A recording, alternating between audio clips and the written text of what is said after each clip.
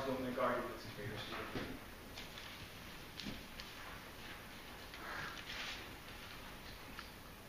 So it's the gender argument and then the rest of the debate.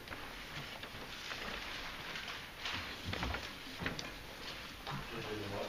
The rest of the debate. Everything else. I'm going to ruin your gloves in the speech. As long as you know that.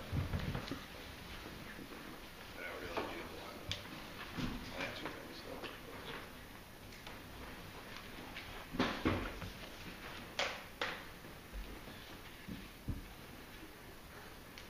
Apparently, Edmund has lost his ability to flow. We do make a permutation argument. We just don't call it a permutation. We say the 1AC has presented you with a set of skills or tools to engage the world. The tool of genealogy, just because you can say you can hold it in a particular way and wield it to resurrect subjugated knowledges of women is not a reason why the 1AC's presentation of a method is bad in the first place. They have no reason why the 1AC is bad on this debate. We say that increasing anti-democratic criticism is necessary as long as we want to risk of our link turn and our argument about the resurrection of rights in our Clifford evidence. It's a reason to vote for the permutation. Solves all of their arguments because they've said that genealogy is able to resolve this in terms of genealogy of women, of the way in which women are excluded from the debate. That's not something excluded. That's just a question of degree to their link arguments. They have no reason why we didn't talk about those things, but just why we didn't do it enough, which is not a reason to reject us, but it's a reason to amend those things. You should vote for the permutation and the risk of our Clifford evidence and why they reaffirm the liberal subject and liberal rights.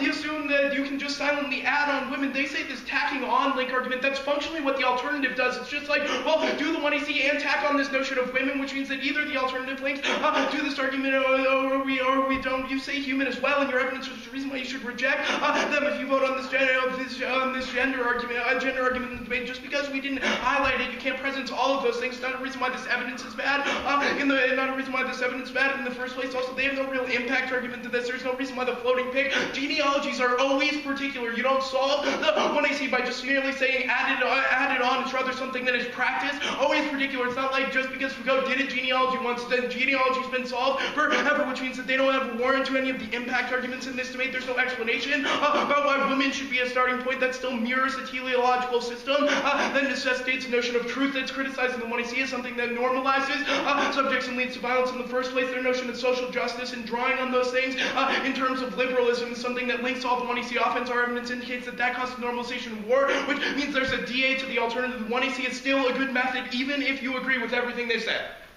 All right. The other debate.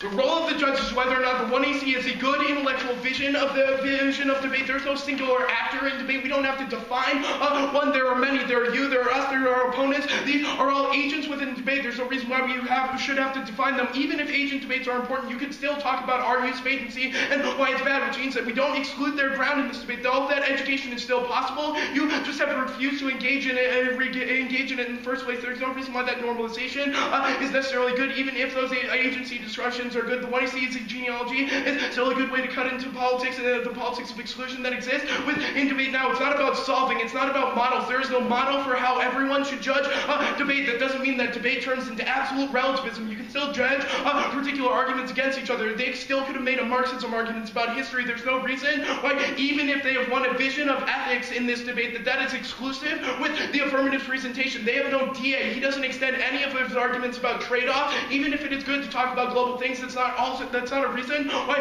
localized description of the way in which debate exists is not also at once good, which means that you have no argument. You have dropped a Marat argument about portable skills. You just say we also provide skills.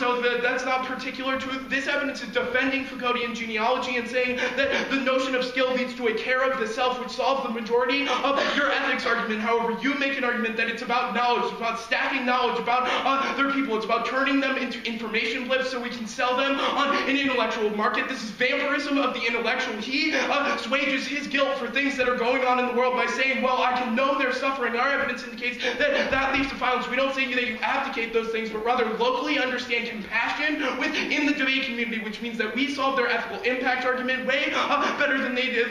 Better than they do. They're all just because being concentration camp guards of knowledge. Yeah, that too.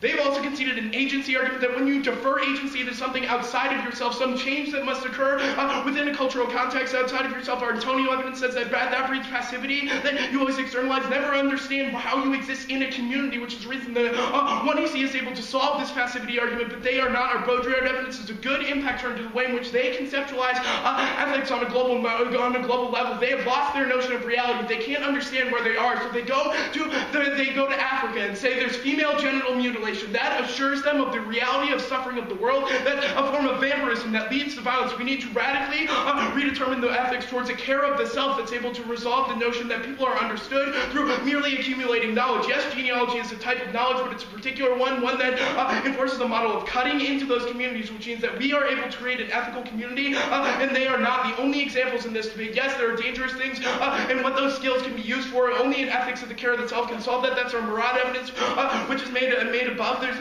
also their argument as to why we have to have stable advocacy in these types of things is the same argument that was used to exclude people like Louisville. If only you would do it this way, if only you'd propose which agent, then you could exist in our space that's an inclusive exclusion that maintains those same modes of normalization that our evidence indicates lead to violence in the first place. The 1AC is a good investigation of the way in which current debate practices assume a particular universal knowledge and neutral knowledge. We must cut into those things. That is the reason why we created ethics within this community, which solves all of their compassion arguments. There's only a risk of our globalism, genocide, DA, as to why once you offer those things up, that you allow yourself to be drained. You, first of all, that's not actually compassion, because you're just vampirically draining those people of their reality, tying their reality to suffering. Only the affirmative allows an ethical engagement with the community through genealogy.